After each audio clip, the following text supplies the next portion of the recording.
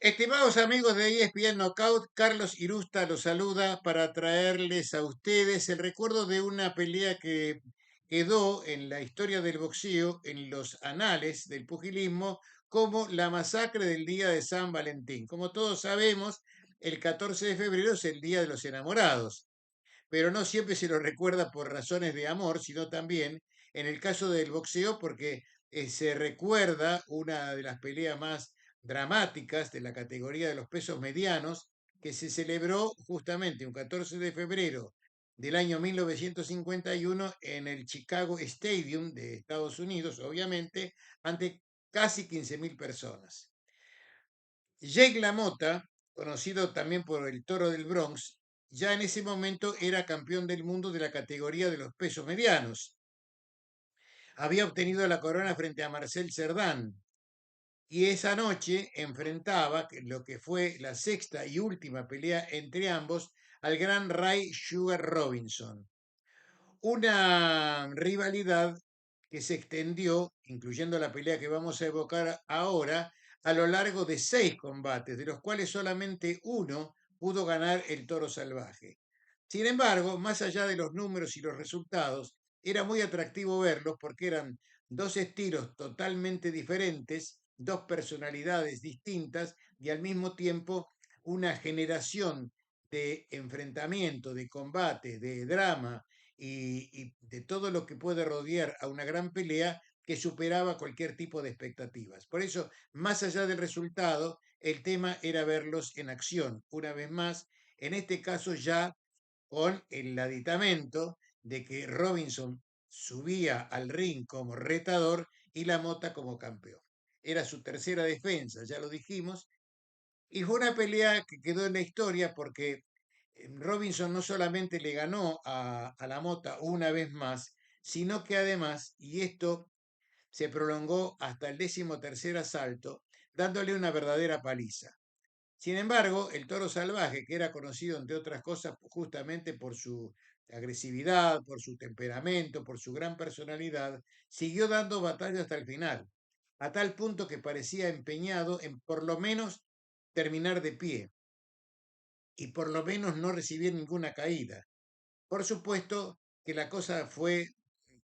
muy difícil para él porque realmente Robinson lo sometió a un tremendo castigo. Todavía hay algunos que sostenemos que Ray Sugar Robinson fue el mejor boxeador de toda la historia. Era un hombre que sabía boxear, que sabía pegar, que resistía y que obviamente por algo está en donde está, en el Olimpo de los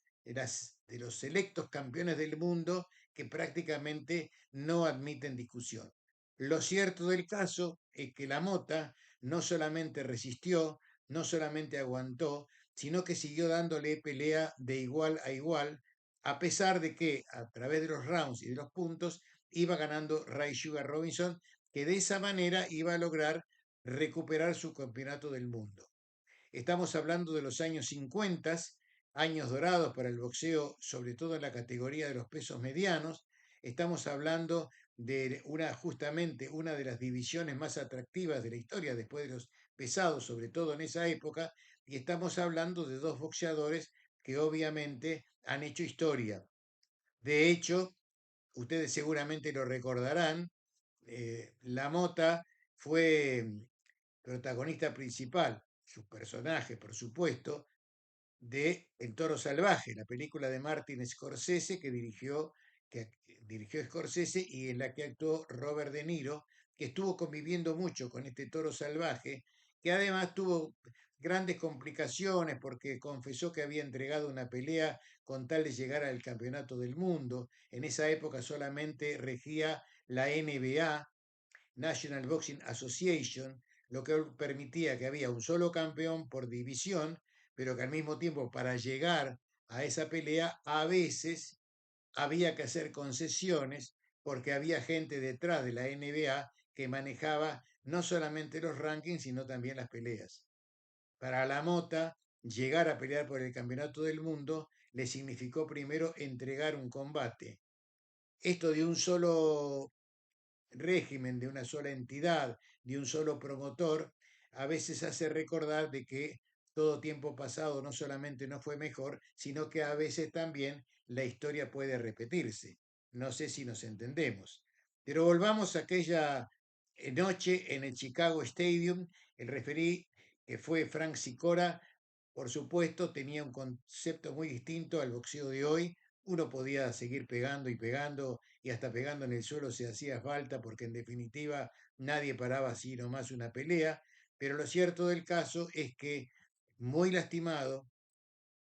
la Mota ya no podía ofrecer más resistencia que su propio corazón y su propia entereza. Por esa razón, cuando llegaron al 13º asalto, las peleas eran a 15, el árbitro finalmente decidió detener la acción.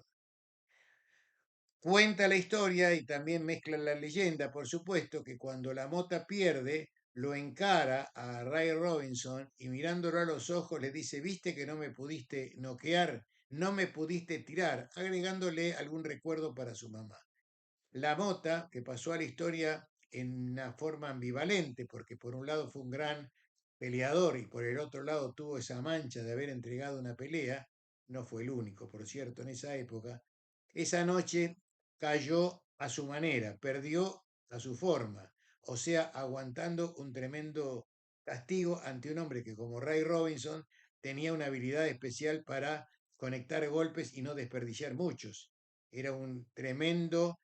y exquisito noqueador cuando convenía la cosa, cuando hacía falta, porque no tenía ningún problema en trenzarse con cualquiera. La masacre del día de San Valentín quedó en la historia de esa forma con una nueva victoria, la última que logró Robinson frente a la Mota, más allá de todos los enfrentamientos, más allá de que todas las peleas, excepto una, las ganó Robinson, quedó también en la historia esa rivalidad como un clásico en donde más allá de quién ganaba o quién perdía, importaba el espectáculo. Y en ese sentido, sin duda alguna, la masacre del día de San Valentín, como se la llama, está justamente entre las peleas grandes y selectas de la historia del boxeo mundial, por lo que hizo un Ray Robinson que recuperó su corona y por lo que no se dejó hacer de ninguna manera la Mota, que fue darse por vencido. La pelea terminó en el 13º asalto. Robinson obviamente logró el campeonato del mundo y la Mota demostró en los hechos, enardecido y salvaje y buscando seguir peleando, que por algo lo llamaban el toro del Bronx.